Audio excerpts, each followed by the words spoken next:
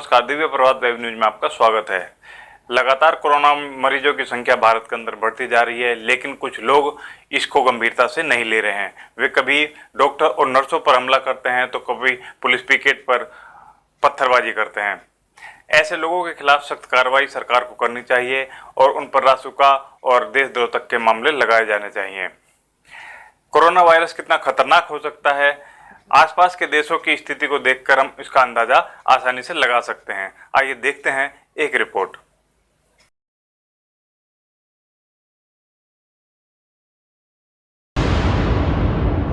ये तस्वीरें बहुत डराने वाली हैं। ये तस्वीरें किसी भी समझदार इंसान के दिलो दिमाग में सिहरन पैदा कर देंगी।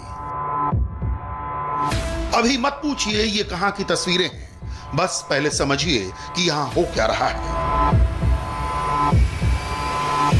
यहां एक खेत में कब्र खोदी जा रही है क्योंकि कब्रिस्तान में अब जगह नहीं बची। क्या कभी किसी ने सोचा था कि दुनिया में कब्रिस्तान कम पड़ जाएंगे और खेतों में लाशें दफनाई जाएंगी? लेकिन यह सच है और ऐसा कोरोना वायरस की वजह से हो रहा है। यह कब्र उन लोगों के लिए खोदी जा रही है जिनकी जिंदगी अब भी आईसीयू में बचाने की जद्दोजहद जारी है, लेकिन उम्मीद बहुत कम है। यह ब्राजील है और वहां की सरकार को पता है कि वो सैकड़ों लोगों की जान नहीं बचा पाएगा। अगर आपको कोरोना से डर नहीं लगता और यह गलतफहमी है कि कोरोना कुछ नहीं कर सकता, तो ब्राजील के एक सूबे के गवर्नर की बात बहुत गौर से सुनिए। o coronavírus, ये वायरस, कोरोना वायरस जो है वो अमीर और गरीब नहीं देखता। ये नहीं देखता कि इंसान तंदुरुस्त है या वो मिलिट्री का है या फिर आम व्यक्ति है। ये वायरस नहीं देखता है कि इंसान किस राजनीतिक दल का है या फिर उसकी विचारधारा क्या है। política ou ideológica. ब्राजील में कोरोना के करीब 12,000 केस हैं और 500 लोगों की मौत हो चुकी है। ब्राजील में कब्रों की खुदाई का ये वीडियो पूरी दुनिया को देखना चाहिए और समझना चाहिए कि बेशक यहाँ हालात अभी यूरोप या अमेरिका जैसे नहीं हैं, लेकिन दुनिया की सबसे बड़ी ताकत अगर कोरोना से निपट नहीं पा रही तो ब्राजील जैसे देश का क्या होगा। की कब्रों को देखने के बावजूद किसी की गलतफहमी बरकरार है तो यहाँ से करीब 2000 किलोमीटर दूर पश्चिम में इक्वाडोर चलते हैं और गारंटी है कि यहाँ के हालात देखकर किसी के भी पसीने छूट जाएंगे। ये इक्वाडोर के तटीय शहर गुआयाकिल की एक सड़क है। यहां मार्केट में एक लाश फुटपाथ पर पड़ी है पिछले 4 दिन से। जी हां, पिछले 4 दिन से यह शव इसी बाजार में पड़ा है। इस व्यक्ति की मौत कोरोना वायरस की वजह से हुई थी। फिर 4 दिनों तक अस्पताल और प्रशासन के कर्मचारी इसे लेने नहीं पहुंचे। इक्वाडोर में कोरोना वायरस के करीब 4000 केस हैं और 200 लोगों की मौत हो चुकी है। यह हालात लगभग भारत जैसे हैं, लेकिन सोचिए अगर इक्वाडोर में लाशें सड़क पर सड़ रही हैं और वो कोरोना के आगे पूरी तरह बेबस हो गया है तो स्थिति कितनी भयावह है। आपको ले चलते हैं बेल्जियम, जो अपने नागरिकों की सेहत पर भारत से 75 गुना ज्यादा खर्च करता है।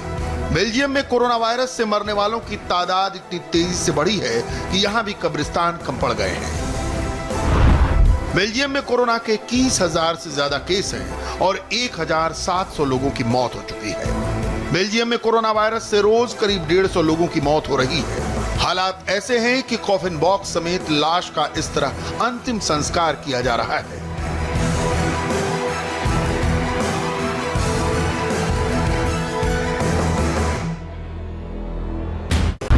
यह है यूरोप का स्पेन।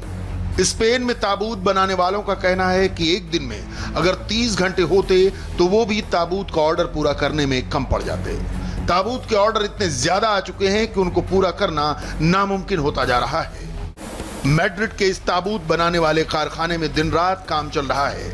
इस ताबूत फैक्ट्री को देखकर सवाल उठता है, क्या कभी किसी ने सोचा था कि दुनिया में ताबूत कम पड़ जाएंगे, कब्रिस्तानों में जगह नहीं होगी? लेकिन ये कोरोना है जिसके आगे इंसान इस वक्त पूरी तरह बेबस नजर आ रहा है। स्पेन में कोरोना के केस की तादाद 1.5 लाख तक पहुंच चुकी है।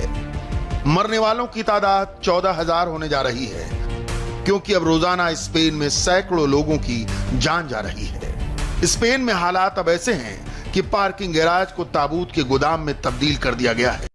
यूरोप के एक और देश में चलिए, पूर्वी यूरोप में यूक्रेन। अब देखिए यहां तैयार हो रहे नए कब्रिस्तान की तस्वीरें। यूक्रेन ने खुद को तैयार कर लिया है, लेकिन यहां इस मैदान में जंग कोरोना से लड़ने के लिए नहीं, बल्कि कोरोना से मरने वालों के लिए आखिरी जगह तैयार करने के लिए की जा रही है। यूक्रेन के निप्रो शहर में 600 से ज्यादा कब्र खोदी जा रही हैं, क्योंकि डर है कि यूक्रेन में मरने वालों की तादाद तेजी से बढ़ेगी। यूक्रेन में भी कोरोना वायरस के 1,500 केस हैं, जबकि 40 लोगों की मौत हुई है। देखिए दक्षिणी यूरोप के देश ग्रीस में क्या हो रहा है। यहां कोरोना से मरने वाले लोगों के शवों को हैंडल करना कैसे एक बड़ा मुश्किल काम बन गया है। ग्रीस के थेसालांकी इलाके के इस घर में एक शव मिला है। इस व्यक्ति की मौत कोरोना वायरस से हुई है। इस व्यक्ति का शव निकालना एक बड़ा मुश्किल काम था। इसमें कई लोगों की जिंदगी दांव पर थी।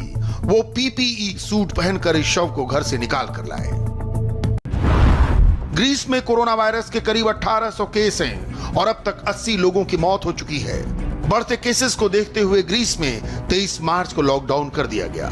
लोगों के बाहर जाने पर पाबंदी है, लेकिन यानिस जैसे सैकड़ों लोग हैं जिनकी इस वक्त सबसे ज्यादा जरूरत है। बहुत बड़े संकट से गुजर रही है। बढ़ते मरीजों का संकट, आईसीयू का संकट, पीपीई और वेंटिलेटर जैसे सामान का संकट, और हालात ऐसे कि कब्रिस्तान से लेकर ताबूत तक कम पड़ चुके हैं। यही कोरोना वायरस की असलियत है, जिसे उन लोगों को समझना बहुत जरूरी है जो अब भी इसे हल्के में ले रहे हैं।